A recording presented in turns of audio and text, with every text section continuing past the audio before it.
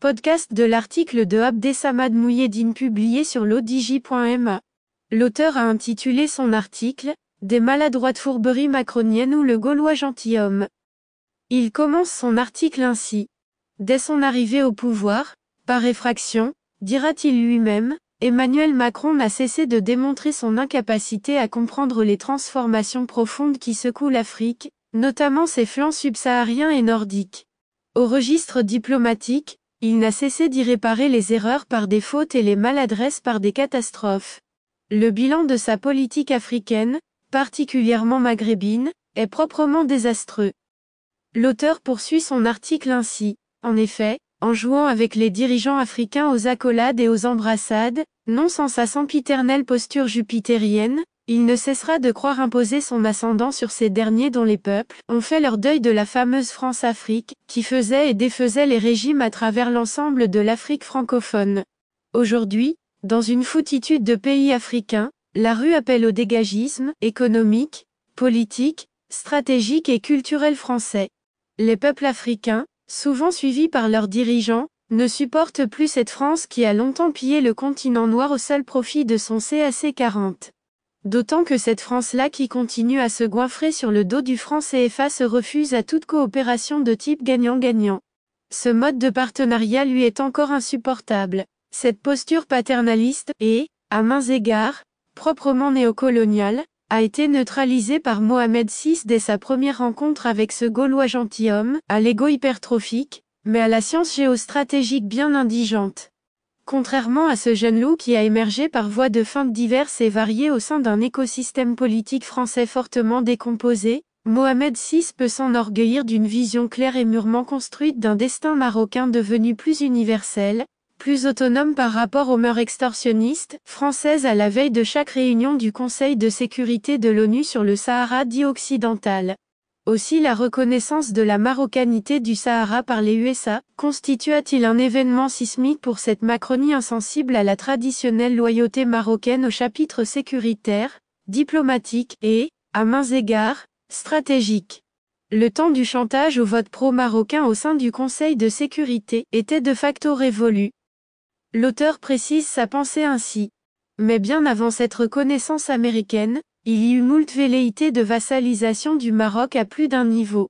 Jean-Yves Le Drian qui s'était cru autorisé à baver des injonctions face à son homologue marocain, notamment au sujet de la pénétration exponentielle des économies africaines par le Maroc, en eut pour son grade. Idem pour les petits conseillers de l'Élysée, qui s'étaient amusés à tester la fermeté des collaborateurs du monarque marocain sur le même sujet, comme sur bien d'autres, comme cet épisode de la fermeture des frontières marocaines dès les premières semaines de la propagation du Covid-19 où l'indélicat Manu eut droit à une vigoureuse fin de non-recevoir de la part du Maroc.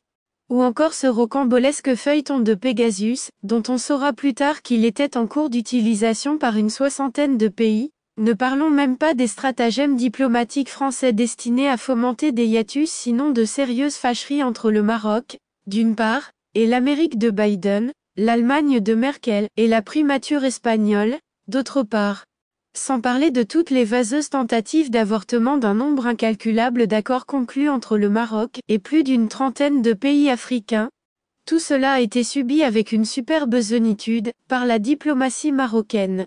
Néanmoins, dès le lendemain de la reconnaissance américaine, le Maroc a signifié à la France sa responsabilité dans le dépeçage systématique et systémique du territoire marocain depuis la bataille d'Ili et même dans l'occupation par l'Espagne de son Sahara, en l'incitant à suivre l'exemple américain. Mais Jupiter a choisi la voie des tergiversations avant de bifurquer vers celle de la duplicité, toute honte but. Si cette grammaire de l'en même temps, si chère aux locataires de l'Élysée, a fait ses preuves dans la transformation du paysage politique français en un inintelligible capharnaüm, elle n'a cessé de produire des dégâts diplomatiques face à des puissances telles que les USA, la Russie, la Turquie et même l'Algérie, sans compter la Pologne ou la Hongrie. L'auteur ajoute ainsi.